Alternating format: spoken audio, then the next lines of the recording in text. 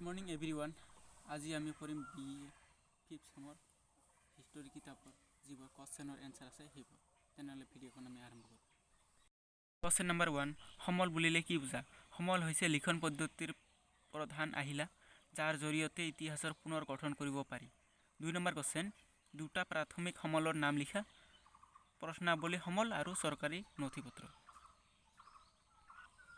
3 number question, দুখন ব্ৰাহ্মণ্য সাহিত্যৰ নাম লিখা। শতপথ ব্ৰাহ্মণ্য, ঐতেৰীয় ব্ৰাহ্মণ্য। প্ৰাচীন অসমৰ বিষয়ে উল্লেখ থকা দুখন পুৰাণৰ নাম লিখা। 4 নম্বৰ কুৱেশ্যন, উত্তৰ গৰুড়ছ মাৰ্কলেণ্ড। 5 নম্বৰ কুৱেশ্যন, কালিকা পুৰাণ কন্ত শতিকাত ৰচনা কৰা হৈছিল। খ্ৰীষ্টাব্দ 10ম একাদশ শতিকাত।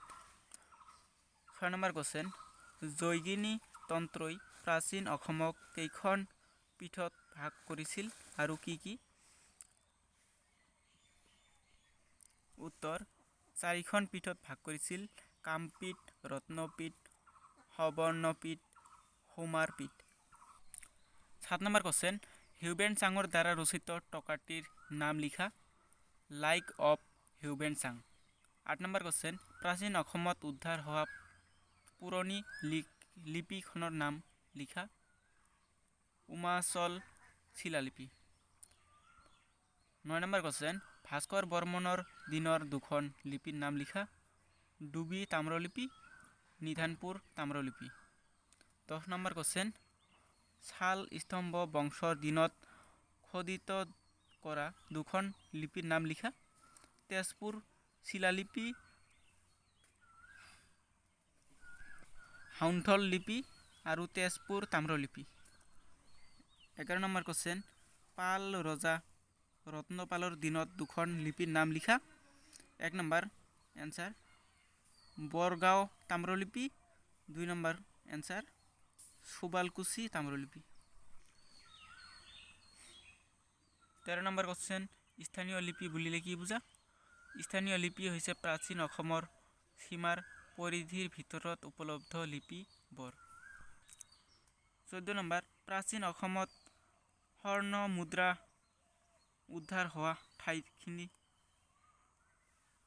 পশ্চিম প্ৰান্তত গোৱালপাৰা জিলাৰ পাগলা টেকত। 15 নম্বৰ কুৱেশ্যন এনচাৰ, অষ্ট্ৰিক জনগোষ্ঠীৰ দুটা বৈশিষ্ট্য লিখা। উত্তৰ দীঘলীয়া আকৃতিৰ মূৰ, বহল। তিব্বত বৰ্মী ভাষী লোকসকলৰ ভাগ দুটা কি?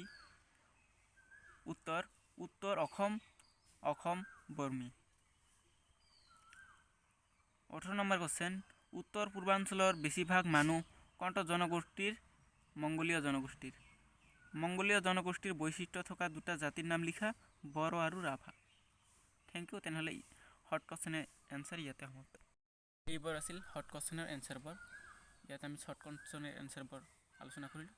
এতিয়া তোমালোকক আৰু বেলেগ পাৰ্টৰ হট কুৱেশ্যনৰ এনচাৰবোৰ আলোচনা কৰিম।